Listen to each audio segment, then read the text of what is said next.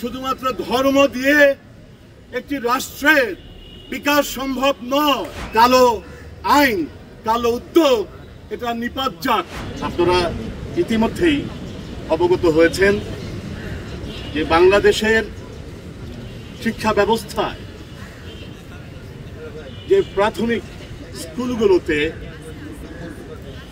স্কুলগুলোতে যে শিক্ষক, সঙ্গীত শিক্ষক, শরীরচর্চা বিষয়ে শিক্ষক, যেটি আমাদের সঙ্গীতের, আমাদের নাটকের, আমাদের চলচ্চিত্রের, আমাদের নৃত্যকলার, আমাদের সাহিত্য সংস্কৃতির ইতিহাসের, এই বাংলাদেশের যে এই দেশটির যে ইতিহাসের একটি গুরুত্বপূর্ণ বিষয়ে একটি আঘাত তারা করেছে।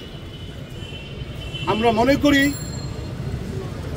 এই বিষয়টি যারা করেছেন এবং যারা এই বিষয়টিকে দেখাশোনা করছেন, পলিসি মেকিং আছেন, আমরা জানি, আমরা মনে করি আমাদের বর্তমান যে রাষ্ট্র ব্যবস্থায় যে সরকার আছেন তারা প্রত্যেকেই, অনেকেই শিক্ষক।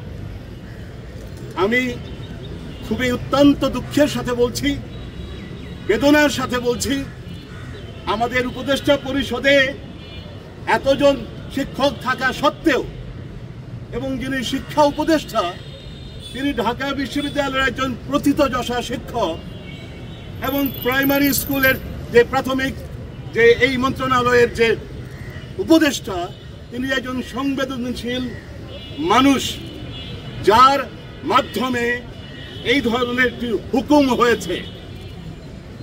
আমরা আমাদের শিক্ষার্থীরা আমার চেয়ে অনেক পরিষ্কার করে বলেছে সঙ্গীত, নাটক, চলচ্চিত্র, নৃত্যকলা এই জিনিসগুলোর প্রয়োজন কি বাংলাদেশে।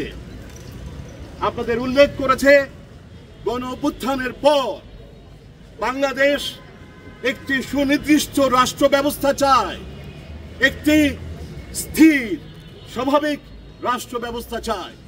সেখানে আমি মনে করি আমাদের যে সঙ্গীত বিভাগের সকল শিক্ষার্থী সহ এবং সম্মানিত শিক্ষকবৃন্দ যারা আছেন তাদের যে আহ্বানে আজকের যে আয়োজনে আমরা নাট্যকলা বিভাগ অথবা নৃত্যকলা বিভাগ থেকে শুরু করে সারা বাংলাদেশের মানুষ, শুধু সাংস্কৃতিক কর্মী না, সারা বাংলাদেশের মানুষ গণ অভ্যুত্থানের মতো এই ইস্যুতে তারা ঝাঁপিয়ে পড়বে, তারা দরকার হলে আবার নতুন করে আন্দোলন করবে।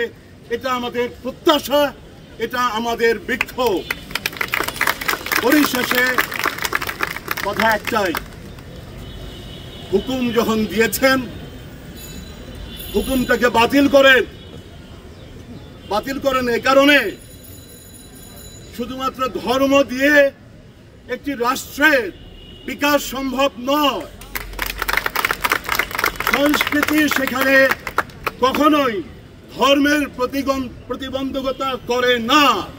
আমরা মনে করি খুবই অতি সত্বর, ভালো মানুষের মতো, বিবেকবান মানুষের মতো, সচেতন মানুষের মতো এই যে পশ্চাৎপদতার যে ইঙ্গিত বহন করছে আমাদের এই কালো আইন, কালো উদ্যোগ, এটা নিপাত যাক।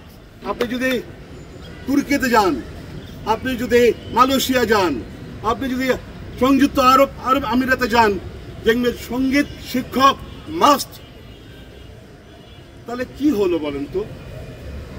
আমাদের বাংলাদেশে এইসব সঙ্গীত শিক্ষক থাকবে না, যেখানে আমরা সারা বাংলাদেশে জাতীয় বিশ্ববিদ্যালয়ের আন্ডারে সারা বিশ্ববিদ্যালয় কলেজগুলোতে নাটক, সঙ্গীত, চলচ্চিত্র এই বিভাগগুলো খোলার উদ্যোগ নিচ্ছি। তখন কেন এই হুমকি? প্রতিবাদ জানাই, ঘৃণা প্রকাশ করি এবং সাথে সাথে সুরাহা করুন, না নচেত আপনাদের মঙ্গল হবে না, স্থির থাকবেন না, স্বাভাবিক থাকবেন না। সবাইকে ধন্যবাদ।